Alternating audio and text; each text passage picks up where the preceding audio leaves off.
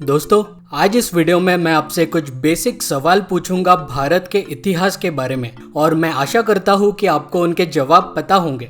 Video को आखिर तक जरूर देखिएगा क्योंकि इस वीडियो में आप सभी के लिए एक बहुत इम्पोर्टेंट मैसेज है मेरी तरफ से। अगर हमारे चैनल का कंटेंट आपको अच्छा लगता है पर अभी तक आपने चैनल को सब्सक्राइब नहीं किया हो तो तुरंत सब्सक्राइब बटन पर क्लिक कर दीजिए और बेल आइकन को भी दबा दीजिए ताकि हमारा कोई भी अपडेट आप मिस ना करें। तो चलिए शुरू करते हैं। आप सभी का स्वागत है इंडियन ट्रेजरी ऑफ विजडम में और आज हम सीधे चलेंगे स्क्रिप्चर्स के सेगमेंट में और पता लगाएंगे कि स्क्रिप्चर्स में क्या छुपा है। तो दोस्तों, भारत के कुछ महान साम्राज्यों के नाम मैं आपको बताऊंगा अभी। मौर्य, सतवहना, गुप्ता, पांड्या, चोल, चालुक्य, पल्लव, मराठा और अहोम।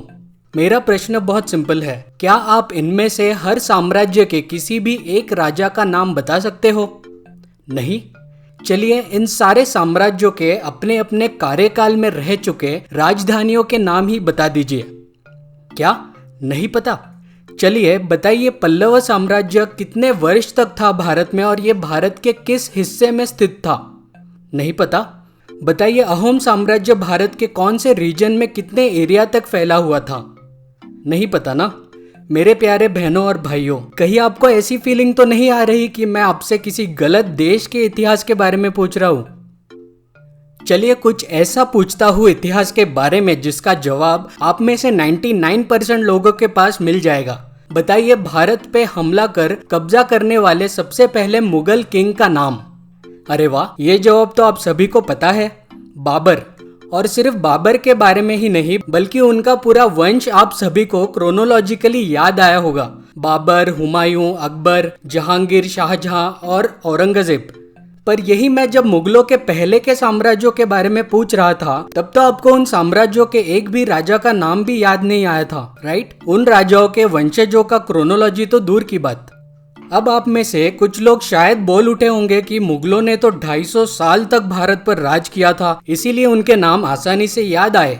तो दोस्तों, आपकी जानकारी के लिए बता दूं, मौर्य साम्राज्य भारत में 550 वर्ष तक था। सतवहना साम्राज्य भी 500 वर्ष तक था। गुप्ता एरा भी 400 वर्ष तक था। पांड्या साम्राज्य 800 वर्ष और चोल साम्राज्य 1000 से भी ज्यादा वर्ष स्थापित था भारत में। चलिए छोड़िए, अगले प्रश्न की ओर बढ़ते हैं। मुझे बताइए, भारत का सबसे चौंका देने वाला बेहतरीन मॉन्यूमेंट आपके हिसाब से कौन सा है? आपने 100% सबसे पहले ताजमहल को इमेजिन कर लिया होगा, right? Well, no doubt Taj Mahal बहुत ही यूनिक और बढ़िया मॉन्यूमेंट है, उसमें कोई दो राय नहीं है। आपके हिसाब से ताजमहल आपके नजरों में सबसे बेहतरीन मॉन्यूमेंट हो सकता है और मेरे इस वीडियो का उद्देश्य मुगलों से रिलेटेड मॉन्यूमेंट्स के खिलाफ बात करने का बिल्कुल नहीं है। चलिए मेरे इस प्रश्न का उत्तर दे दीजिए। क्या आप जानते हो कि पूरी दुनिया का सबसे बड़ा मोनोलिथिक स्ट्रक्चर यानी एक सिंगल रॉक से कट करके बनाया हुआ स्ट्रक्चर या मॉन्यूमेंट यहाँ हमारे भारत में ही है? नहीं पता? औरंगाबाद के एलोरा केव्स में स्थित कैलाश टेम्पल ये दुनिया का सबसे बड़ा एक पत्थर में बनाया हुआ अनइमेजिनेबली बड़ा भव्य स्ट्रक्चर है जिसको एक पूरे माउंटेन को ऊपर से नीचे तक कट करके बनाया गया था। आज भी इवन विद मॉडर्न मशीन्स इस तरीके का भव्य प्रोजेक्ट को शेप देना इज अ ह्यूमंगस टास्क जो हमारे पूर्वजों ने संभव कर दिखाया था प्राचीन काल में। अफसोस इसके बारे में आज सभी को पता नहीं है। चलिए इसी तरीके का एक और सवाल पूछता हूँ। क्या आप जानते हैं कि भारत में एक ऐसा प्राचीन मंदिर भी है जिसमें 56 पिलर्स है जिनमें से 56 अलग अलग म्यूजिकल इंस्ट्रूमेंट्स की आवाज आती है उन पिलर्स पर टैप करने से? नहीं पता?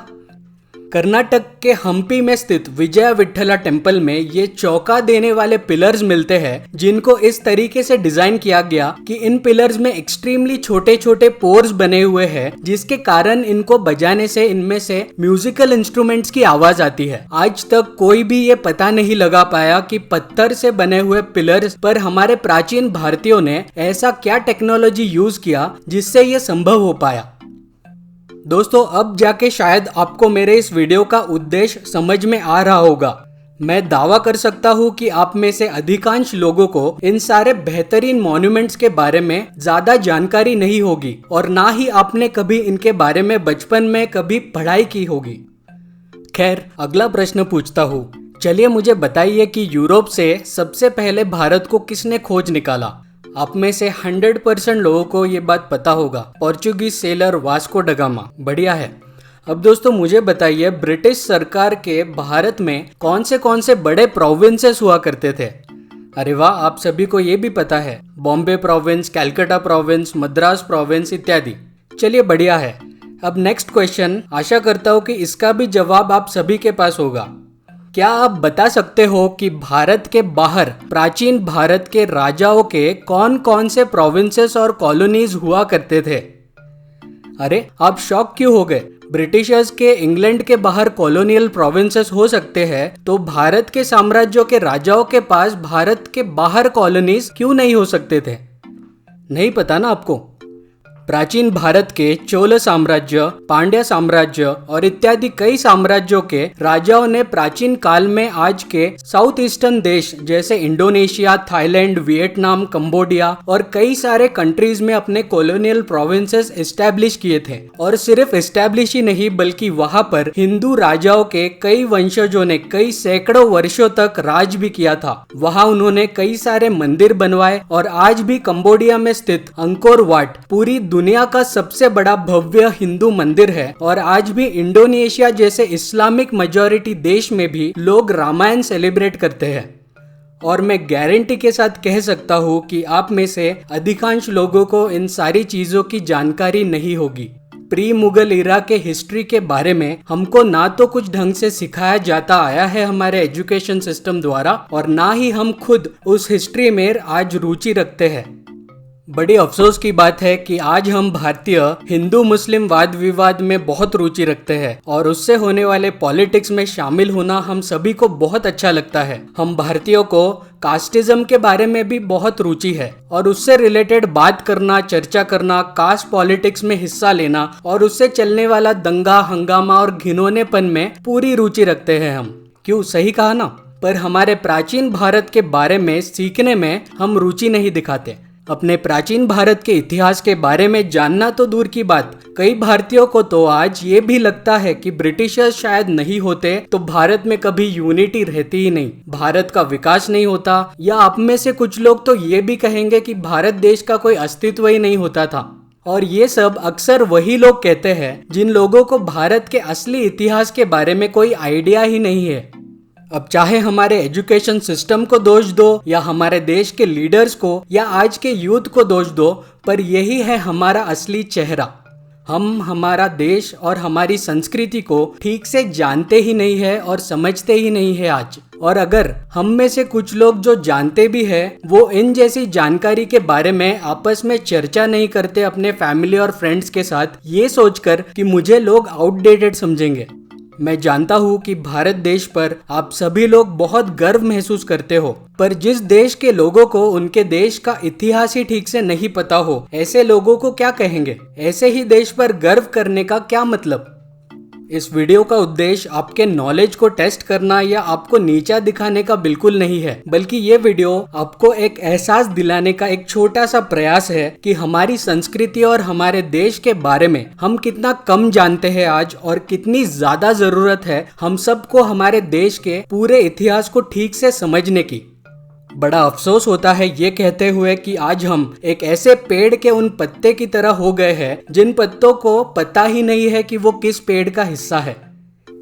चलिए आप और मैं साथ में मिलकर प्राचीन भारत के पूरे इतिहास के बारे में जागरूक होते हैं। हमारा चैनल इसी उद्देश्य पर हमेशा से कायम रहा है और ऐसा कंटेंट जो हमारे भारत के धरोहर के बारे में नॉलेज प्रदान करते हो, ऐसे वीडियोस को ज्यादा से ज्यादा आप शेयर कीजिए अपने दोस्तों, फैमिली, फ्रेंड्स के साथ में, ताकि हम हमारे बीते हुए काल से अच्छी जानकारी हासिल कर सके और हमारे देश का भविष्य उज्जवल कर सके। चलिए भारत को फिर से एक बार प्राचीन काल की तरह उत्कृष्ट बनाते हैं। यही दोस्तों मेरा आज आप सबके लिए एक छोटा सा मैसेज है। So that's all for today friends. दोस्तों अगर आप इस चैनल के कंटेंट को पसंद करते हो और वीडियो टॉपिक्स के रिसर्च में मदद करना चाहते हो, तो इस चैनल को फाइनेंशियली सपोर्ट करने के बारे में जरूर सोचें। वन टाइम कंट्रीब्यूट करने के लिए आप हमें गूगल पे कर सकते हो इस नंबर पे, और ये हमारा यूपीआई आईडी है ITW@IDBI, जहां आप किसी भी मनी ट्रांसफरिंग ऐप से ट्रांसफर कर सकते हो। आप हमें हमारे बाकी सोशल मीडिया प्लेटफॉर्म्स जैसे फेसबुक और इंस्टाग्राम पर भी फॉलो कर सकते हो। जल्दी से कमेंट सेक्शन में जाकर हमें बताइए ये वीडियो आपको कैसा लगा। वीडियो को लाइक कर दें और ज़्यादा से ज़्यादा शेयर करें, और चैनल को अभी तक आपने सब्सक्राइब नहीं किया हो तो कर दीजिए, और बेल आइकन को भी दबा दीजिए ताकि आपको रेगुलर अपडेट्स मिलते रहे। थैंक यू दोस्तों फॉर वॉचिंग, एंड जल्दी मिलते हैं अगले वीडियो में।